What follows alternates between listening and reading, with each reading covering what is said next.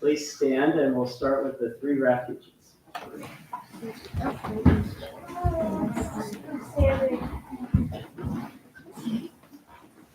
Please repeat after me. I go for refuge to the Buddha. I go for refuge to the Buddha. My deeply awakened mind. My deeply awakened mind. Which must be cultivated to be known fully. Which must be cultivated to be known fully. I go for refuge to the Dharma. I go for refuge to the Dharma. Truth manifesting everywhere. Truth manifesting everywhere. Which must be cultivated to be known fully. Which must be cultivated to be known fully. I go for refuge to the Sangha. I go for refuge to the Sangha. Deep friendship and interconnection of all beings. Deep friendship and interconnection of all beings. Which must be cultivated to be known fully. Which must be cultivated to be known fully. Please be seated.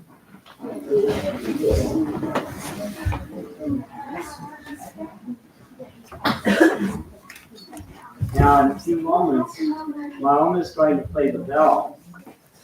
And kids, what do we do when we hear the bell? Sit very quietly. And when we can no longer hear the bell anymore, what do we do? Raise your hand. Okay, you ready? Okay, let's get ready. Say crisscross applesauce. Or any way that feels comfortable. And here we go.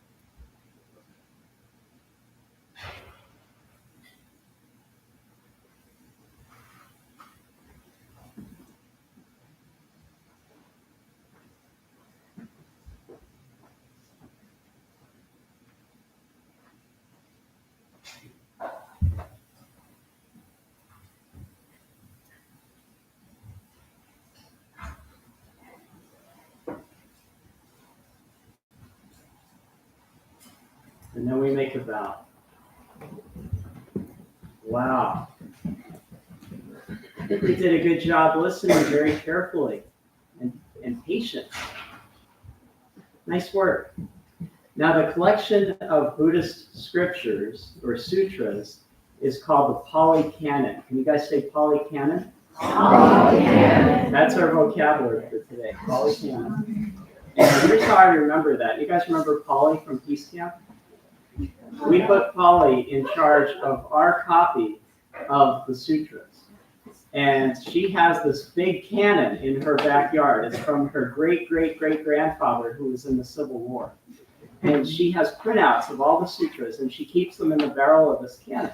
So last month we said, Polly, can you find us the sutra about the farmer and his goats, and also the one about Luke? And And so she reached her hand deep into the barrel of the cannon, and she pulled out all the sutras, and she looked at them, and she found the one about the farmer and his horse, but she could not find the one about Louis. And then she looked in the cannon with her flashlight, and there it was in the very bottom of the cannon. She reached in with her hand, but she couldn't reach it. And so we said, let's go get Cliff, because he has really long arms. So Cliff reached in to the barrel of the cannon, and he couldn't reach it either.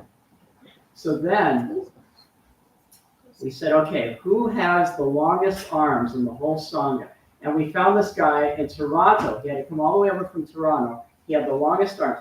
He reached into the cannon, and he couldn't reach it either. Uh-oh. So we said, let's blast it out. So we all covered our ears, and Polly lit the cannon, and boom! And the sutra flew out of the cannon, and it was smoking. And some pieces of it were gone. But we were able to reconstruct it, and that's the second of two stories that you're going to hear today. So here's the first story. Long ago in China, there was a farmer. And the farmer lived in a village with his wife and his 18-year-old son. And he had a beautiful horse. He and his family liked to ride that horse all around the trails that were surrounding the village. Not all three of them at the same time. They would ride one at a time. And then one day, unfortunately, the horse ran away. And the farmer looked all over, but he could not find his beautiful horse. And the horse had actually, the farmer didn't notice, but the horse had gone to Canada over the new Gordie Howe Bridge, but the farmer did not know that. So the farmer had some neighbors, and they all kind of cared for each other, and the neighbors felt really sorry for him. And so the neighbors went over to visit him, and they said, oh, it's awful that your horse ran away. And the farmer said, well, maybe, maybe not. Who knows what's good or bad? And later on, the farmer's neighbors were talking to each other. And they said, I don't know about that farmer. He's trying to do sour grapes or something like that. His horse ran away. Surely this is the worst thing that could have happened to him. Well, a week later, the horse returned. And a herd of wild Canadian horses were following the farmer's horse. And they came onto the farmer's land, all of them, and they were running around frolicking in the farmer's field. And now the farmer had many horses. And the neighbors came over and they said, wow, that's wonderful, congratulations. And the farmer said, well, who knows what's good or bad? And the neighbors went off to the side and they said, you know, I think that farmer has gone bananas. He is so lucky and he doesn't realize it. Surely this is the best thing that could have happened to him. The next day, the farmer's son was riding one of the new wild horses, and he went too fast, and he fell off the horse, and he broke his leg. And the farmer took his son to the doctor, and the doctor put the son's leg in a cast. The son was 18 years old, and the neighbors came over to visit him, and they said to the farmer, you were right. After all, how could you have known that this wasn't going to turn out well? And the farmer said, well, who really knows what's good or bad?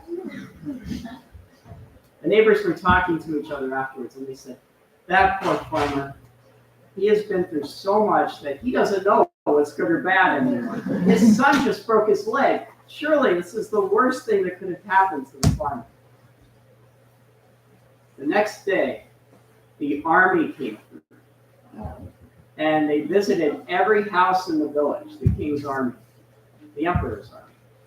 And they were rounding up all the young men to go to fight in the war that had just started. And every young man had to leave home and go fight in the war, no exceptions. Many of them would die. But because the farmer's son had a broken leg, the army said, well, he can't fight. He should stay home. He was the only one who would be spared. So the moral of the story is, we really don't know what's good or bad. Okay, now the story that got singed by the cannon. We have to fill in some gaps.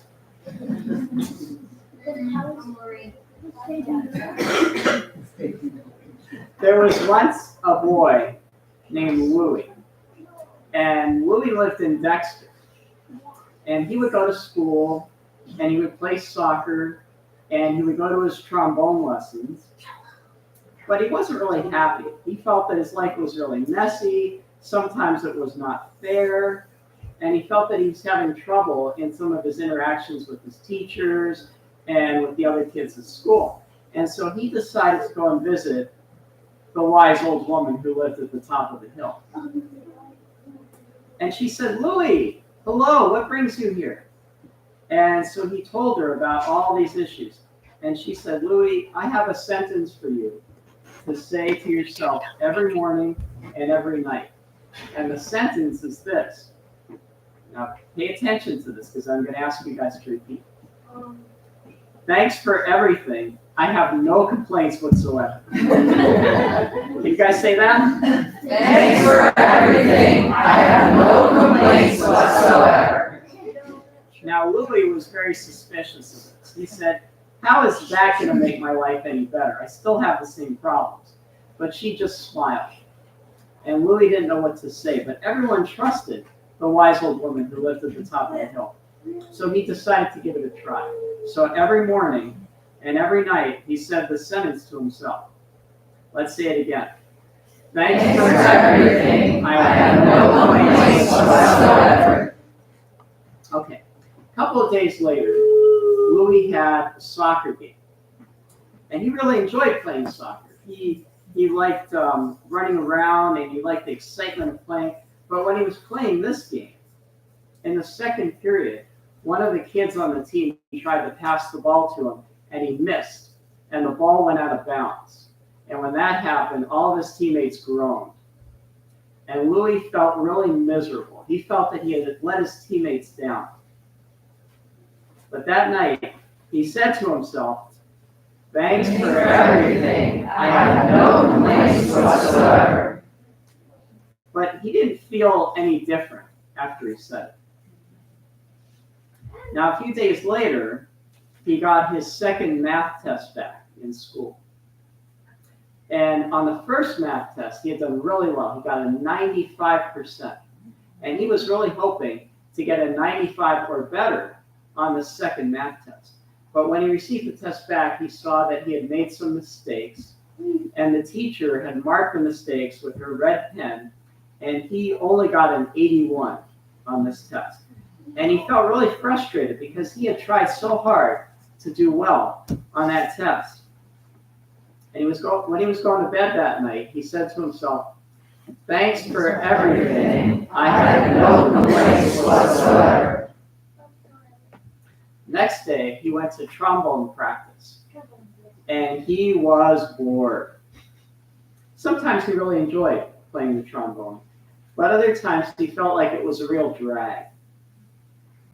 And today he felt like he was slogging through the piece that he had to play. And when practice was over, as he put his trombone back into the case, he said to himself, thanks for everything. I have no complaints whatsoever. That night, he had had a rough day. He just wanted to decompress and play Mario Kart all evening. But he only got 20 minutes of screen time. And when the 20 minutes were up, his dad said, oh, Louis, it's time to get ready for bed. And as he was brushing his teeth, he said, thanks for everything. I have no complaints whatsoever. The next day, Louis climbed all the way up the hill to visit the wise old woman. And she said, Louis, how was your week? And he said, it was awful. My friends were upset because I didn't catch the ball. I messed up on my math test. trombone practice was boring, and I didn't get to play enough Mario Kart. It's just not fair. I tried to say that sentence that you gave me all week, and nothing got any better. And he stared at her for a long time, and she stared back at him. And finally, she said very slowly, "Thanks for everything. I have no complaints whatsoever." Louis was stunned. He said, "You are so silly. I don't think you get it at all." And she yelled back, "You too!" And when he heard her response, Louis started to laugh. And he laughed and laughed, and the wise old woman laughed too. And in that moment, he realized he had been so worried about things, more worried than he had to be. And now he felt like he could just let go and laugh at how messy life is sometimes. And he felt that he was grateful because he got to play soccer, which he really liked. And he was doing pretty well in math. He still had above a 90% average in math. And he likes playing the trombone. And sometimes his life was difficult, but in general, his life was pretty good. And he realized he could be a little bit more relaxed about things. And when he did that, he felt happier. That is the end of the story. Thanks for everything.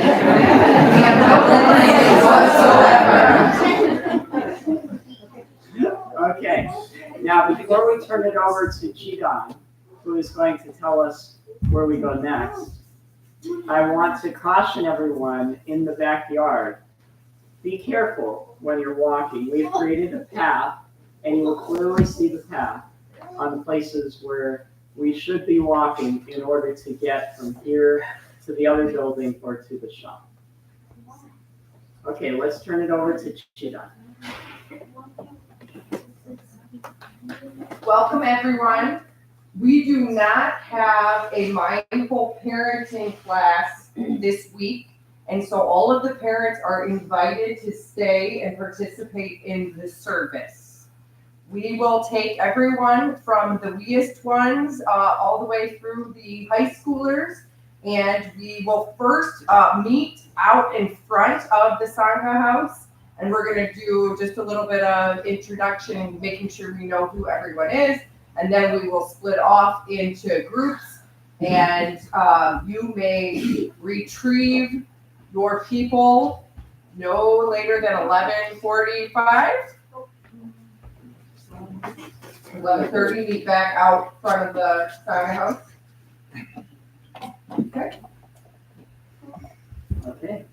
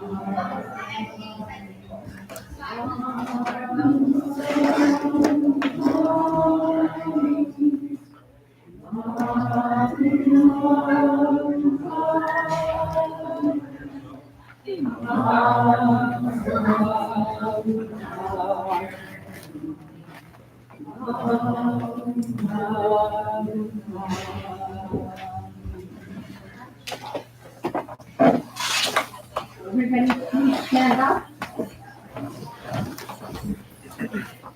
And then Tom is going to move in here, so if there are any empty mats or cushions that touch the carpet, please stand in front of them. A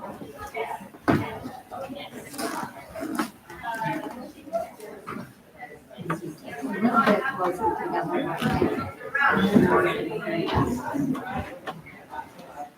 Right. Let's take a few minutes to stretch before we continue our service.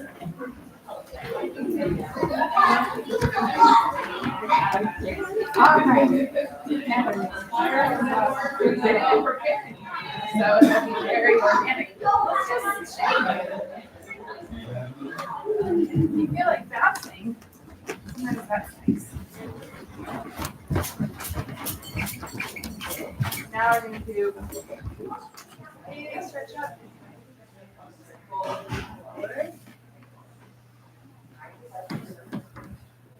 Big stretch up.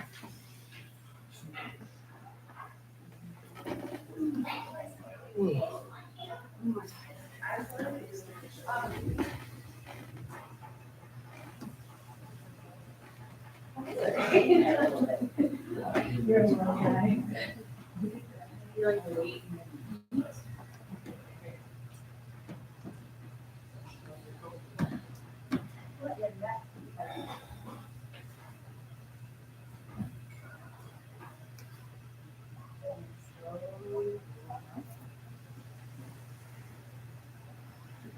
Let's do some shoulder circles. So, hands on our shoulders. Just circling forward.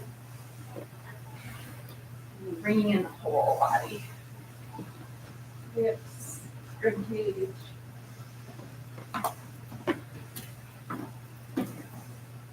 Opposite direction.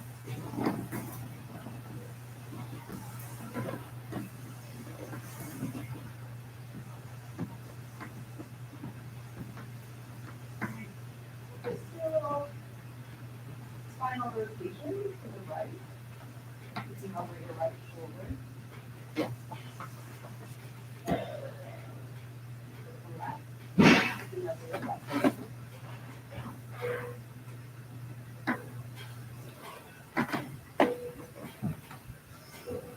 And shake everything out again.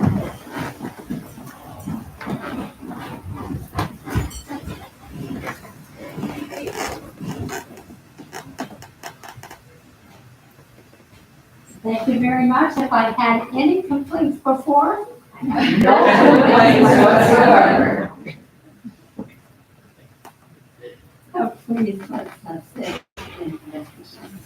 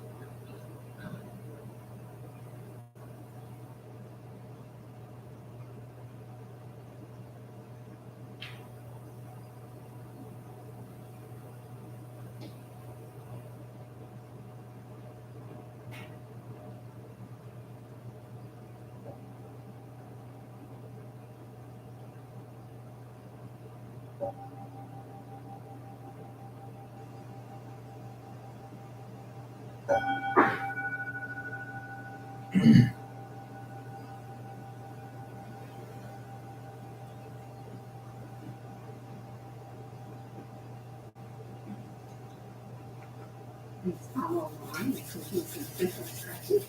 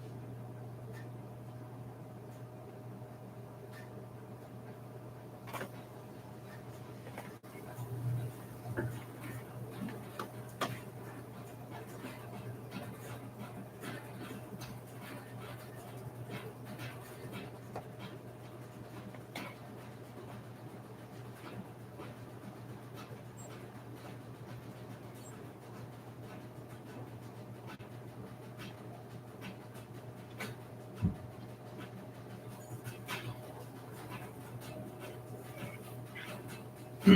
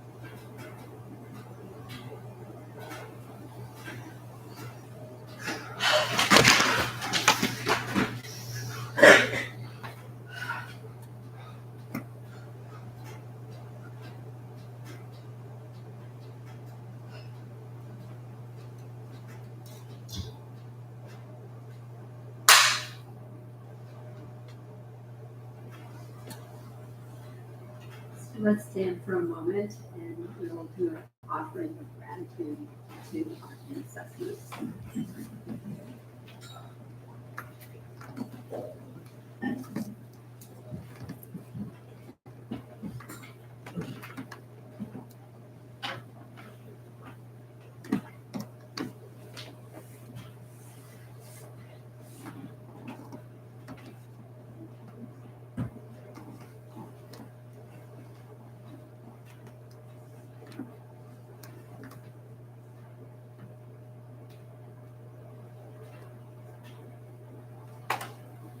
On this 10th day of November 2024, we acknowledge that this land where our temple buildings stand has been home of Native peoples, Potawatomi, the Odawa, the Ojibwe, the Council of the Three Fire Tribes, and also Black Americans.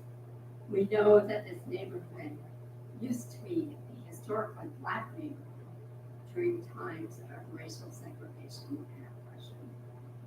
For our own awakening and for the awakening of all life, may the benevolent energies of our meditation, chanting, and full presence here at the service this morning extend to all beings on this planet and throughout time and space.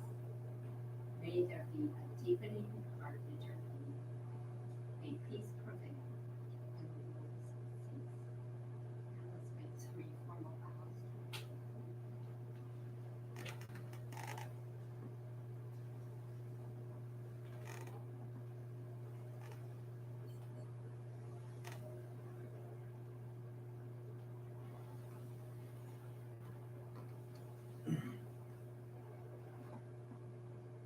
Please sit comfortably.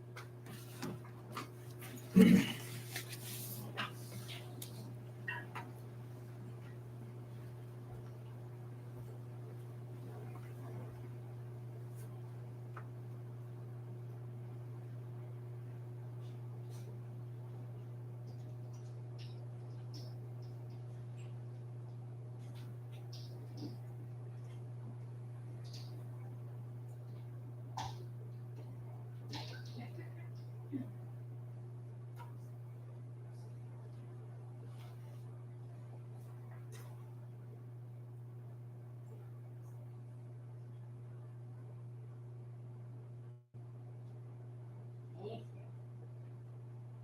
It's nice that we have experts in these things. That might put on my microphone. So I'm very happy to see all of you this morning. I was thinking because of the rain, not many people will come. And here we are, all of us together, just appreciating your energy this morning. So my name is Mahu. For those who I have not met, I'm one of the priests who live in the temple next door. Our theme today to learn is gratitude. And as we've thought about this over the week, it's such a broad topic. It's I almost didn't want to say anything because it's hard to know where to focus when it comes to gratitude, which is a very basic Buddhist practice. So typically we talk about things like doing loving kindness meditation, writing in our journal, these kinds of things. Today we're taking slightly different direction and talking about gratitude maybe in a little bit of a broader way. The stories that you heard from Magamok, you might not typically think of as gratitude. This farmer and the horse and the sun, well, we shall see. We don't know if it's good or bad. And then, thank you very much. I have no complaints whatsoever. I don't always think of no complaints whatsoever as a gratitude kind of practice, but it is. So what I'm hoping we can do is have a discussion about gratitude more as an attitude toward life or a way of being in the world. So when we cultivate gratitude, it's an opportunity to transform the way that we're experiencing life. So I'm going to share just a few thoughts to get us started. So, number one, gratitude being connected to happiness. What is the connection here? Sometimes we think, well, when I'm happy, then I will be grateful. So we wait around until happiness arises, and then we are grateful. If we think of it differently, gratitude is the reason that we're happy. So if we start with the gratitude practice, then we will become happy. A second thought, gratitude is related to integrity. So in one of our sutras, the Kananu Sutra, a person of integrity is grateful and thankful. So what does integrity mean? It has the qualities of honesty, sort of being in touch with our feelings and expressing them authentically. It has the quality of being trustworthy, and it has the quality of being responsible. So what this sutra says, a person of integrity is grateful and thankful. So if you think about those qualities, those can be expressions of gratitude. A third thought that's very much in my face this week, after the elections, half the country is upset. And actually, no matter who had won the election, that would be true. Half the country is very upset. And it's easy to go to a place of depression and despair, lack of empowerment. And gratitude can be a practice that gives us back, that gives us some empowerment. I'm curious, how many of you had the opportunity to watch the concession speech from Kamala Harris? I listened to it. Yep. What was the first thing out of her mouth? I don't remember the first thing out of her mouth. I just remember I thought it was the best speech she gave the entire campaign. So the first thing out of her mouth. Don't get me wrong. Yeah. No, the first thing out of her mouth was, "My heart is full of gratitude," which is an interesting place to start because it's very grounding if we can start from that place. If you look at Buddhist activist Joanna Macy, for example, Joanna Macy says, if you don't start with cultivating and living in gratitude, it's very hard not to be overwhelmed by the crises that we're facing today. gratitude can provide a kind of grounding and strength that we can use to go out and do what we can to address some of these important issues. So I like to think about gratitude in this way because I don't always see the need to do it in my everyday life. Every week at the temple, we have a meeting on Wednesday morning, and part of our meeting is we offer each other gratitudes. And sometimes they get to be sort of superficial. Oh yeah, you know, I'm grateful for the food that Whole Foods brought us. Well, I mean, that's nice.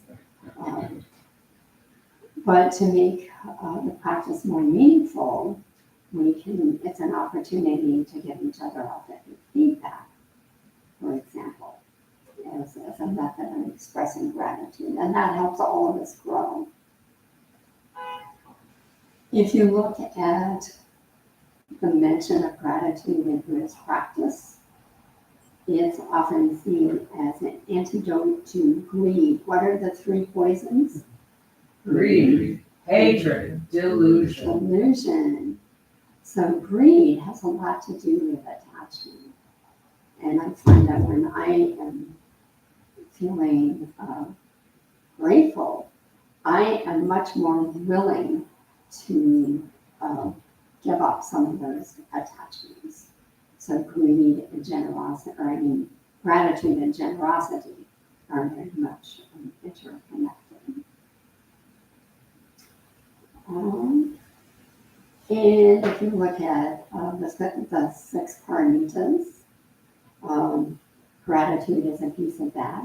So may I be generous and helpful. May I be patient. May I practice meditation.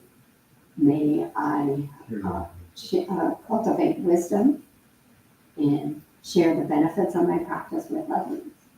So those are six paramitas that we work with. Every day at the temple after evening practice, we recite 6 right livelihood guidelines. And one of the right livelihood guidelines is practice gratitude. And that has 3 components to it. So the first component is notice what you have. The second, be equally grateful for opportunities and challenges. And the third is share joy, not negativity. So all of these are, I think, are more transformational ways to work with gratitude. Practices we have, gratitude practice. Just how many of you have, I hope all of us are working toward some sort of regular meditation practice. That in and of itself cultivates gratitude. Reminding ourselves of what's going right. So it's interesting, this morning I had an experience of that. Getting ready for service, we've just had this big project going on in our driveway it's water abatement. And so the ultimate goal is we're going to not have floods in the basement anymore. But a piece of that is this morning when we walked across the driveway, I see Mark did this first and then I did it. Where the new drains are, you step in and you sink up to your knees. Sinkholes. What? And so I was not feeling so grateful. All of these people are coming, children are coming, we don't want them disappearing into sinkholes. Kids love sinkholes, that's fun. So then started complaining about it. And Chi-Chang reminded me of, thank you very much, I have no complaints whatsoever. He said, this is great news. That means the earth is settling. And when it settles, we can put more dirt in around that drain hole. So just a simple way of sort of transforming our attitudes, as an example. So I'm going to stop here because it's easy to get lost in this topic because there's so many aspects to it. You've heard a lot today. You've heard some stories. You've heard sexual livelihood guidelines. You've heard this idea of gratitude as empowerment. And I'm really curious how you are working with gratitude or what your response is to what you heard today. So we're going to pass the microphone.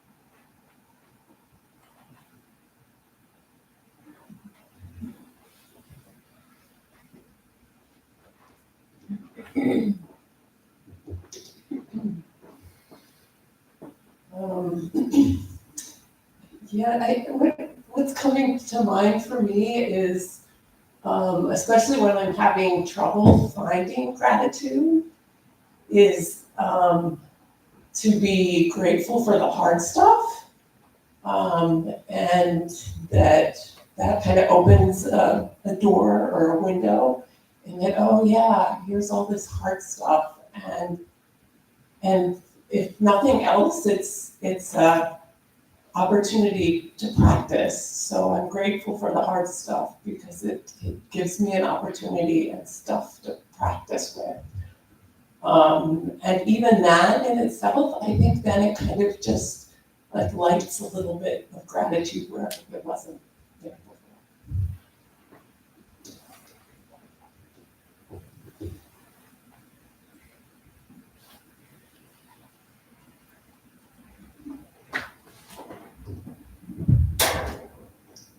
I'm just actually curious about what other people's gratitude practices are on a daily basis. Anyone wants to share?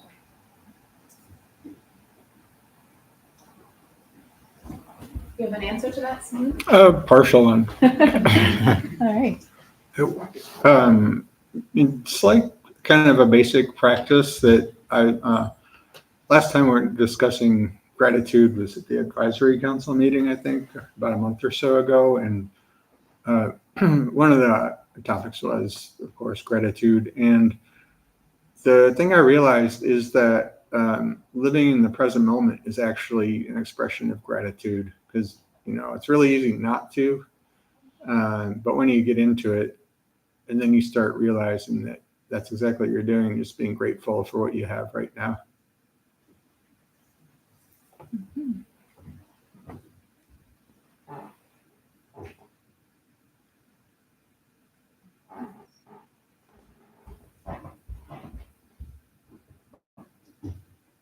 So I actually tend to struggle quite a bit with gratitude.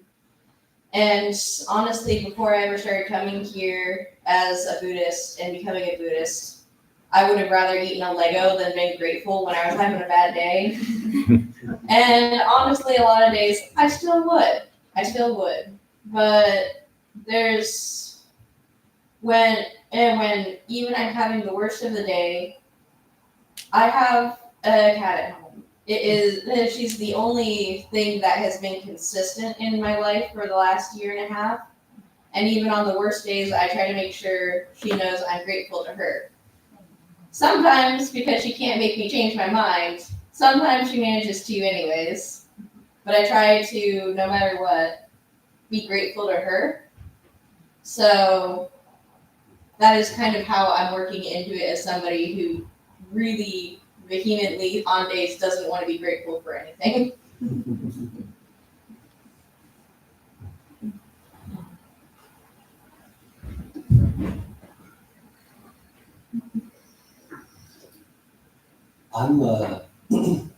I'm really grateful for the stories that Magma brought today. I love how they dovetailed. It really resonated with me. That I found it to be a great reminder that there's the practice of whatever's happening, I'm grateful for. It's good. And then the practice of I don't really know what this single event means for me in a greater context.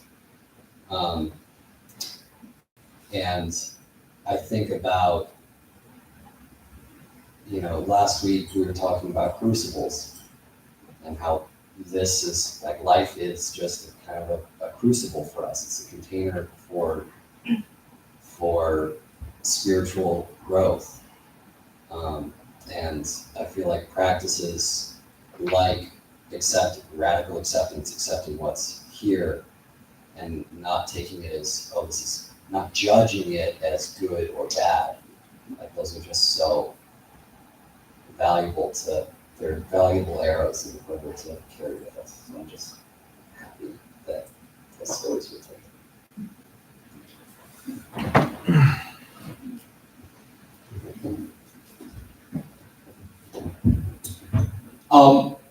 I was really struck by what you said about the connection between gratitude and happiness. And it reminded me of something that one of my mentors told me, which is that happiness is what you have, not what you want. So if you're grateful for what you have and you don't really want all that much, you'll always be happy. And I saw this video on TikTok the other day of some kids in Gaza playing with a ball made out of plastic bags. And they looked like they were having such an amazing time, just kicking around this plastic bag ball. And I'm sitting here recalling that and thinking, like, these kids have faced bombs, they've faced people trying to come and kill their families, they don't have food, they don't have clean water, they don't have access to healthcare, but they're still happy because in that moment, they just, they're having a good time with their friends.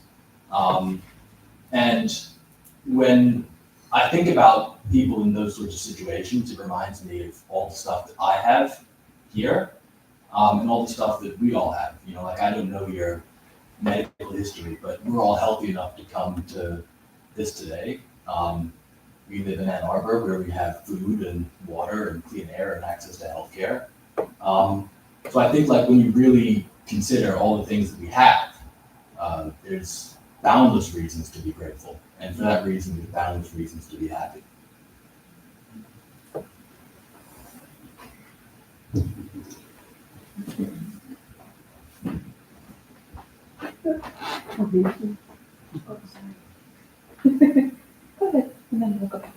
Thank you.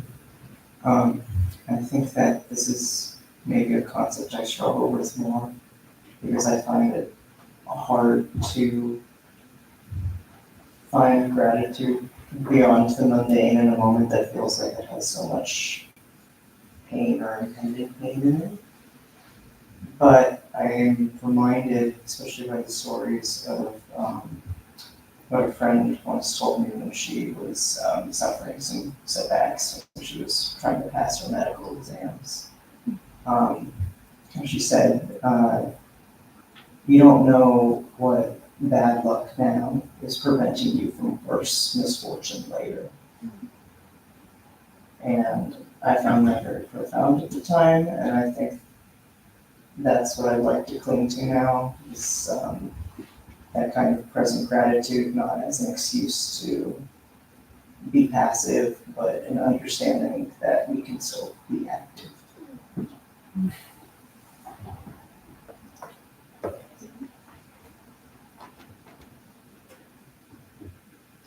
So for like years, I was chasing happiness with no gratitude whatsoever. My mother always taught us that to always count your blessings, right? And as I got older, I would drop those blessings in order to try to find happiness without gratitude. And I remember talking to a dear friend of mine, and we were going into a very, very in-depth, deep conversation. And I remember saying to her, I'm not happy. I don't know how I can be happy. And she responded back with, well, why don't you replace the word happiness with joy? Because happiness is a feeling. It comes and it goes, just like waves. And seeing joy instead of happiness, even though happiness and gratitude really do go hand in hand, when you create that joy, you create that happiness, which creates that gratitude. I never really pieced those steps together until I realized I'm chasing happiness without gratitude. I'm chasing happiness without joy. So for me, when it comes to gratitude, It is encapsulating joy and finding the joy in my life and in other people's lives.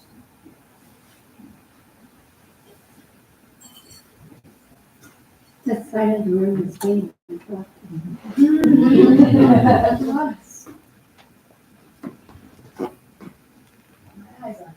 So,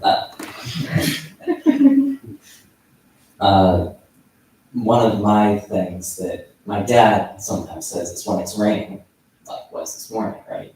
It could always be lightning, it could always rain harder, it could always be dark, stuff like that. So I think the whole idea of it could become worse for you, so being thankful that it's not worse, and also using negative conditions as almost like a mindfulness spell. So it goes off and like, okay, come back to my body, breathing, mind, understand negative conditions, and make use of what you have.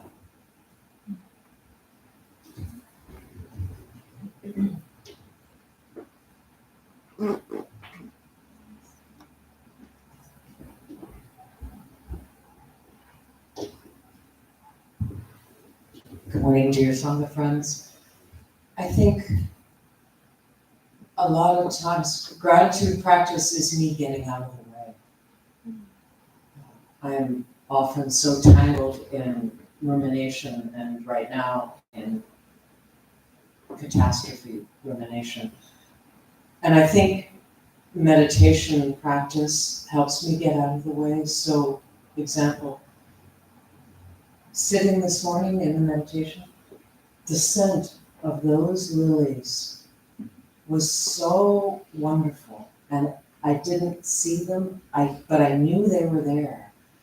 And I think meditation practice has gotten me to a place, I'm still tangled up in my ruminations a lot, but at least the ruminations are porous enough so that the scent of those lilies could be at the top of my thoughts.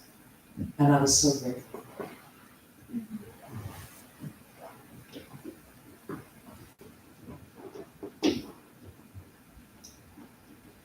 I was struck by what you shared about the temple gratitude practices, the three.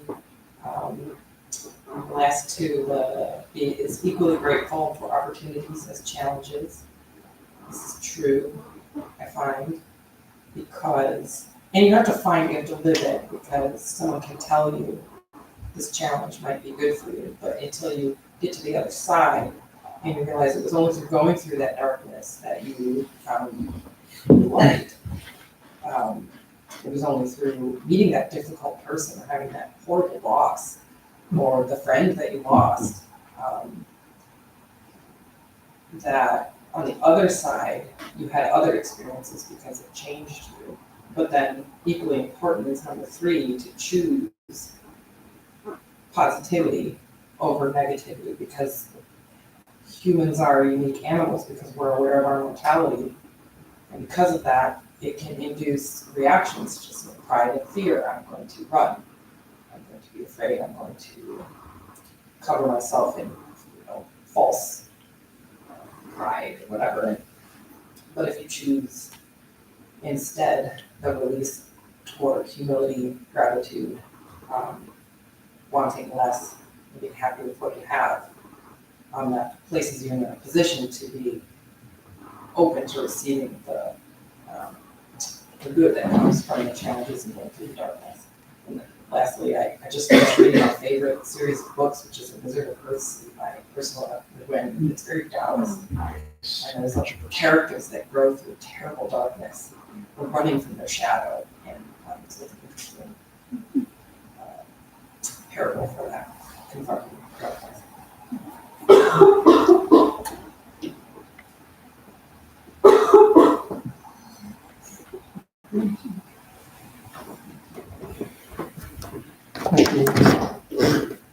I have 2 separate thoughts. First is on negative gratitude. And I don't mean I appreciate also what people have said about bad things, but also I mean negative in terms of what's absent. And so there's kind of this idea of being grateful for not having a toothache. When you get a toothache, you realize, oh man, this is really quite awful. I did not have enough gratitude for when I did not have this.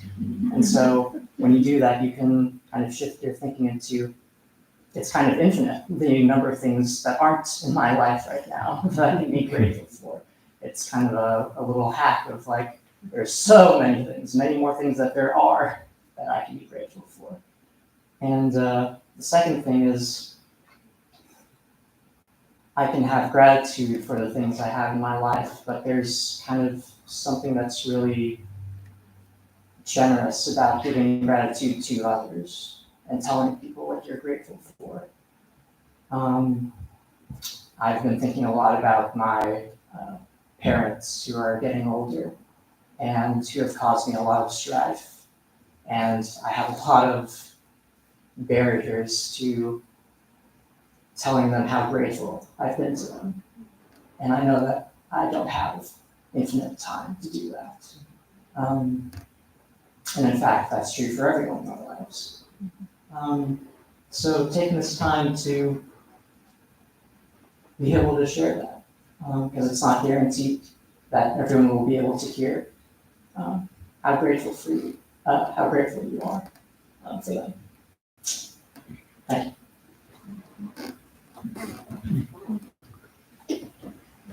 Joe.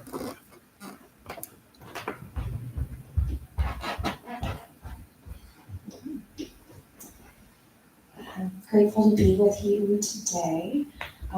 Just wanted to add as well in terms of gratitude. I'm someone who has an autoimmune disease and long-term chronic pain since I was a child. I'm 36, and I had a period of significant health challenges in the past 12 months, and it has put a lot of things in perspective in terms of, even with physical pain and psychological distress, there's a certain amount of things that we can control and things we can't control.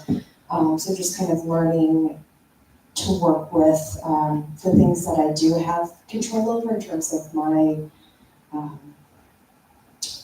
my approach, my gratitude for the situations, even when they're difficult, and appreciating the days that I feel well and not judging myself for the days that I slept the whole day. So just trying to capitalize on momentum when I have it. So just wanted to acknowledge that too, because I know sometimes medical conditions can feel that there's not much wiggle room with them. So it's another form of practice.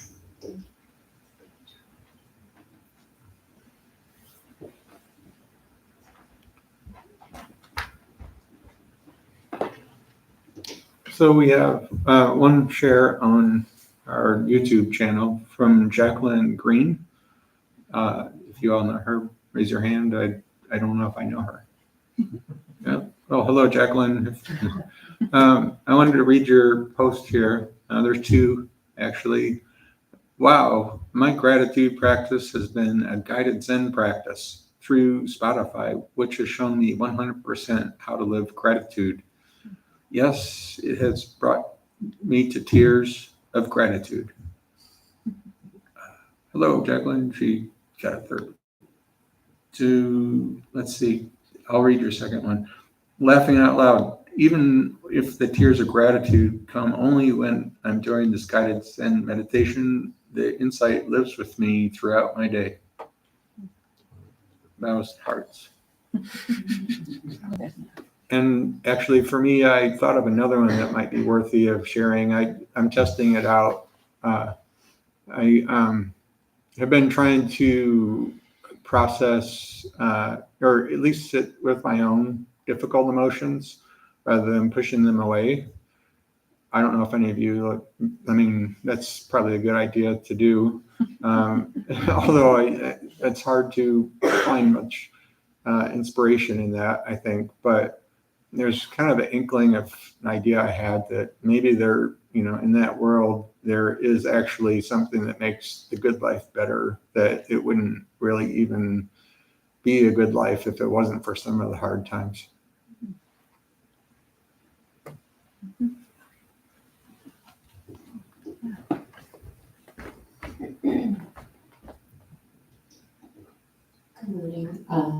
Yes, I agree that gratitude, we could speak about infinitely, and I'm not really sure if I'm going too far afield here, but on Wednesday morning, when I was feeling so upset, and I made a lot of phone calls and texts, a very wise woman said, you need to go be of service. And I said, it's 5:53 in the morning. And she said, call someone else that you think might be upset, and don't talk about that you're feeling upset. Start with, how are you doing? And so I did that, and I went back and I counted how many phone calls I made and how many texts I made. I think it was something like 14 phone calls and 16 texts. And after that combination of repeatedly asking, and how are you doing? I felt my grief and my angst was abated. And so I had gratitude for those acts of service that I did not even understand would exponentially would be a multiplier of the gratitude that I could find and the gratitude that I was grateful.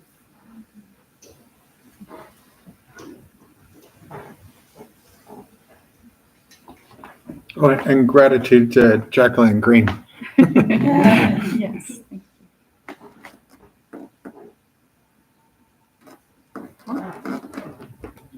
Unless somebody else says something.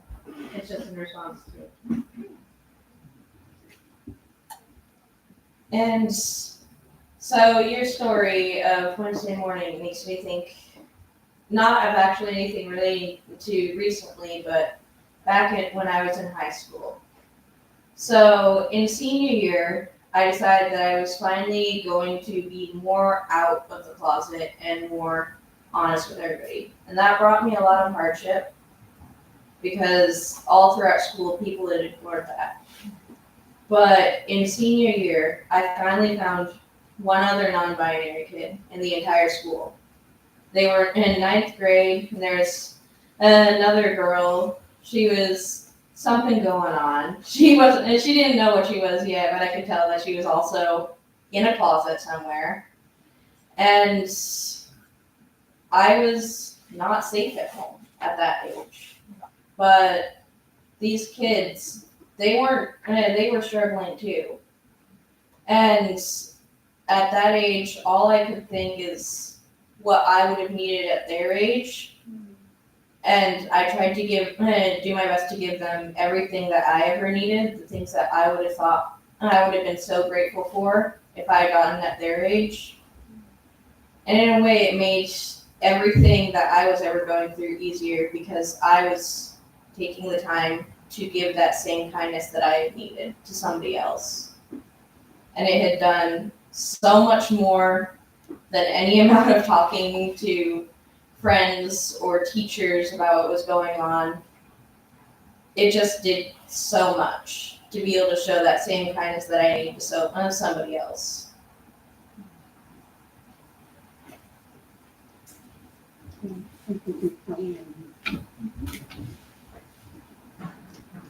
So thank you so much for sharing all your wisdom. It's been, I think, a really rich discussion. So we will bring this to a close because parents have to go over and hook up their kids. And we're right on time so that they can do that. So we'll close and have a few announcements. All beings, one body, I vow to liberate. Blind passions, one root, I vow to terminate. Dharma gates, one mind, I vow to penetrate. The great way of Buddha, I vow to realize.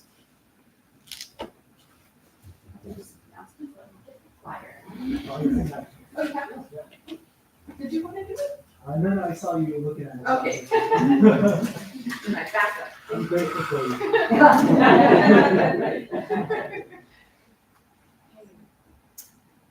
Thank you all for coming. If you don't know already, we have this service every Sunday at 10 a.m. And then on the first and third Sunday, we have an additional service in the afternoon at 4 p.m. So you're welcome to come to any of those. Our next family service, which is what you just attended as well, or all Sangha service we sometimes call it, will be December 8th. We have a one-day meditation retreat, Saturday, November 23rd from 9 a.m. to 5 p.m. And we have an internal meditation 5-week session, which is Thursday evenings for 5 weeks, starting on November 14th, as well as an overnight version of that same class compressed into one Friday evening through a noon Saturday. That one will be December 6th through the 7th. We have yoga classes, Tuesday evenings ongoing, and several study groups and other groups that meet throughout the week, which are on this flyer. Is Recovery Dharma meeting today? Recovery Dharma will be meeting at noon in the historic Buddha Hall next door. Please make sure you take your shoes off, you go through the front door, and you keep going, and you'll run right into it. And then we also have our final of 3 fall membership meetings today at 11:45. So will it be in this room? This room.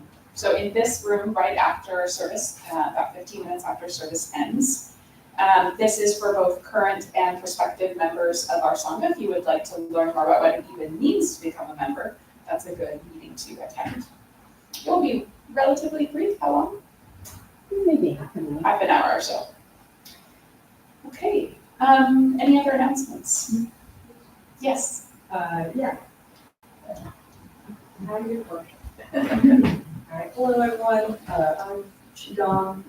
We were helping out with the family service. So the young folk have gone off and done who knows what. I think they're working on altars and working in small groups.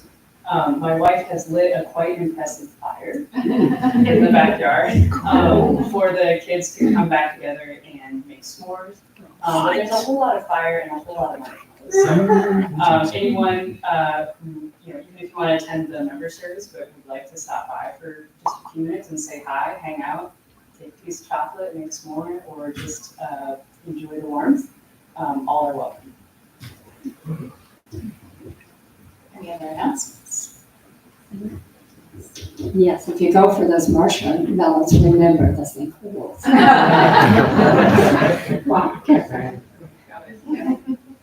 Right, so in a moment we'll stand and do our final bows. I would ask your assistance in picking up the room. So mats and cushions that touch the carpet remain. Those that are on the outside rooms either get put on the stage on this side or in the back corner. Thank you.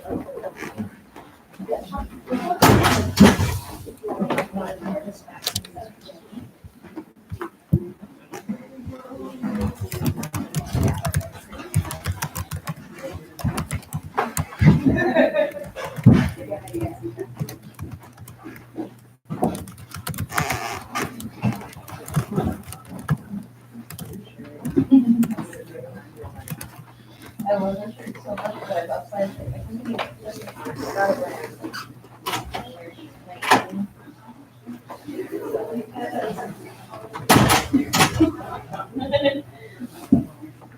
I mean, long enough that if you see pictures of me then, you don't recognize me. Well. But like, my parents was hoping to clean my house a bit, and we stumbled across my school IDs. And the one in my graduation year, I was like, and like, I don't know, I was really fit back then, so I was really proud of it. And I was like, I need to get back to that. And I was like, you mean the picture of you that basically doesn't look like me?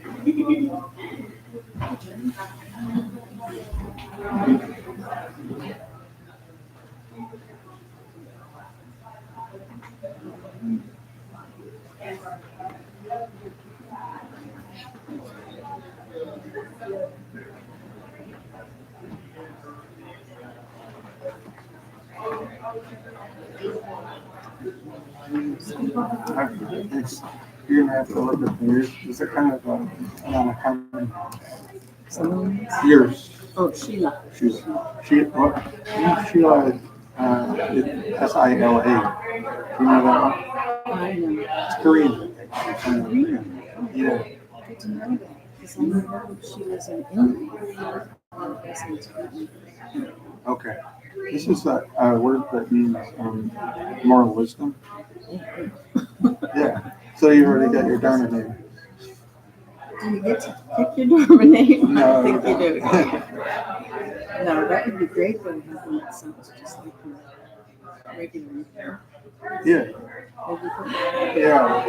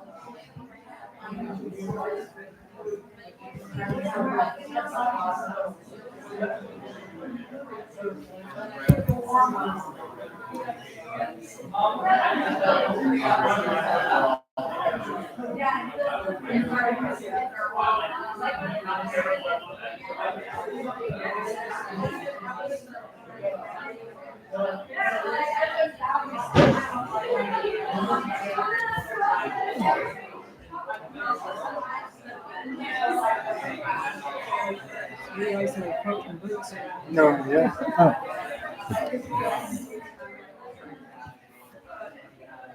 Mom,